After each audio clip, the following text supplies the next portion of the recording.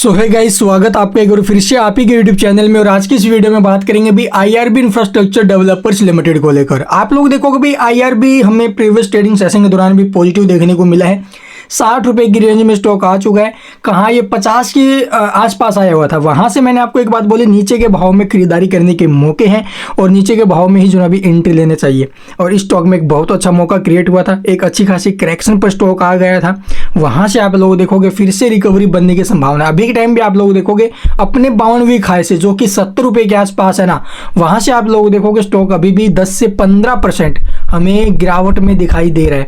और इस 10 से 15% की जो गिरावट है ये भी आप लोगों के लिए आगे के लिए बहुत अच्छी साबित हो सकती है। बिकॉज आप लोग देखोगे मार्केट के अंदर जो करेक्शन बनी है वो रिजल्ट्स आने से पहले बनी है, ठीक है। और रिजल्ट्स जो इसके आएंगे वो आपने देखा होगा, इसका जो पीछे फरवरी का जो डाटा आया था, ठीक है, रिवेन्यू रिलेटेड आया था ना डाटा। उसके बाद आप लोग देखोगे जनवरी का डाटा था पीछे, उससे पीछे तो जनवरी के अंदर भी इसके रिवेन्यू के अंदर 25% से इंक्रीजिंग थी, ठीक है। फरवरी के अंदर आप लोग 30% के करीब इंक्रीजिंग थी। तो रिवेन्यू जनवरी फरवरी के अंदर इतना इंक्रीज हुआ है, तो क्या रिजल्ट्स इसके खराब आने की संभावना है क्या? तो रिजल्ट्स इसके अच्छे आएंगे और उस कंडीशन में आप लोग देखोगे इस स्टॉक में तेजी और बनेगी, ठीक है। तो वेंचुरा की तरफ से आप लोग देखोगे इस टारगेट्स की अगर बात की जाए तो 94 रुपए के टारगेट ऊपर में दिए गए हैं, या 94 रुपए। और यहां से अगर स्टॉक 94 ऊपर में जाएगा तो काफी अच्छे मूव इसमें बन सकते हैं। तो इसलिए एक मौका है लॉन्ग टर्म के लिए चलने के लिए, ठीक है। रोड कंस्ट्रक्शन से रिलेटेड कंपनी है,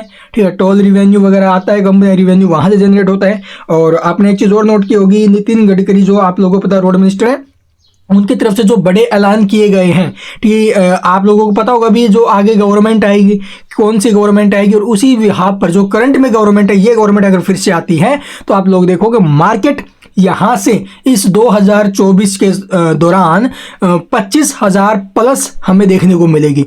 25,000 प्लस का मतलब ये नहीं कि 25,000 ही जाएगी, 26, 30, 35 कहीं पर भी जा सकती है।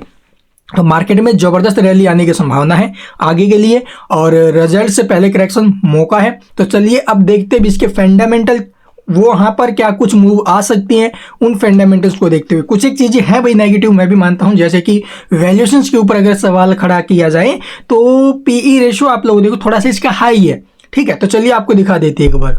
तो यहाँ पर आप लोग देखोगे भी आईआरबी इंफ्रास्ट्रक्चर का जो डाटा वगैरह हमें देखने को मिला है, या फिर इसके जो फंडामेंटल्स हैं वो कैसे है, उसी वे पर आगे के लिए कैसे मूव आ सकते हैं स्टॉक में। तो यहाँ पर देखोगे मार्केट कैपिटलाइजेशन की अगर बात की जाए तो 35,872 करोड़ की इसकी मार्केट कैप है, जहां पर पीई रेशियो आप लोग देखोगे 65, यही थोड़ा सा हाई है। भी देखोगे 65 के आसपास इसका पीई रेशियो है, तो ये थोड़ा सा हाई है। अगर यही इसका 40 के आसपास होता या 40 के नीचे में होता तो काफी अच्छा होता, बिकॉज आप लोग देखो इसका इंडस्ट्री पी है ना, इससे हाई है ये, ठीक है। तो ये इसका अगर 40 के आसपास हो, 35 के आसपास हो तो भी बहुत अच्छा था, लेकिन यहाँ पर अभी के टाइम थोड़ा हाई है।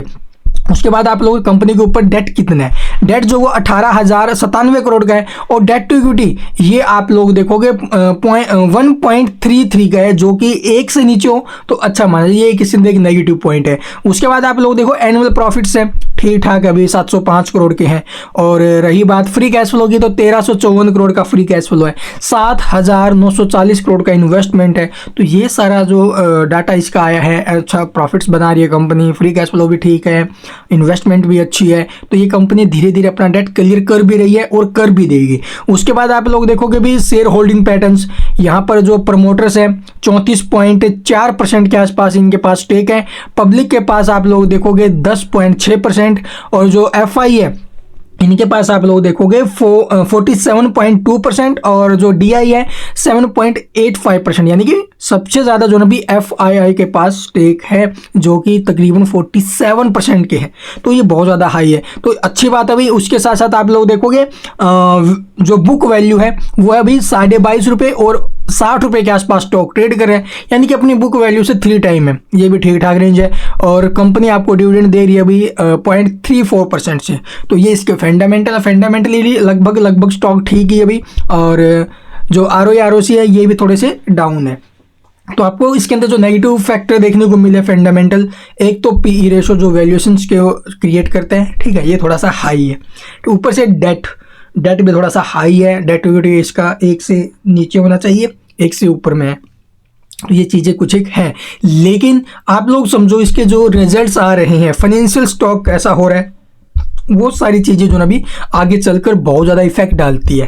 ठीक है, तो रिजल्ट्स की अगर बात की जाए तो कंपनी आप लोगों ने रिवेन्यू जो बना रही है वो आपको हर क्वार्टर के अंदर इंक्रीज होते हुए नजर आ रहा है आगे के लिए।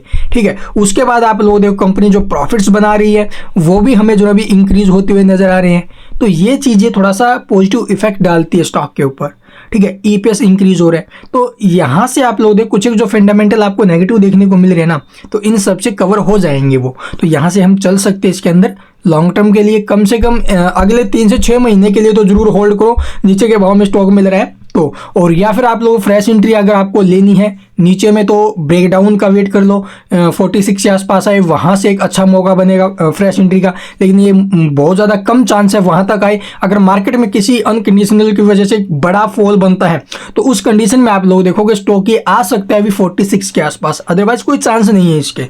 ठीक है, तो ये इसके रहेंगे अभी आगे के लेवल वगैरह की अगर बात करें तो स्टॉक अगर ये 64 रुपये की रेंज में फिर से आता है तो वहाँ से आप लोग देखोगे इसके 70 प्लस जाने के चांस बन जाएंगे। Thank you for watching the video.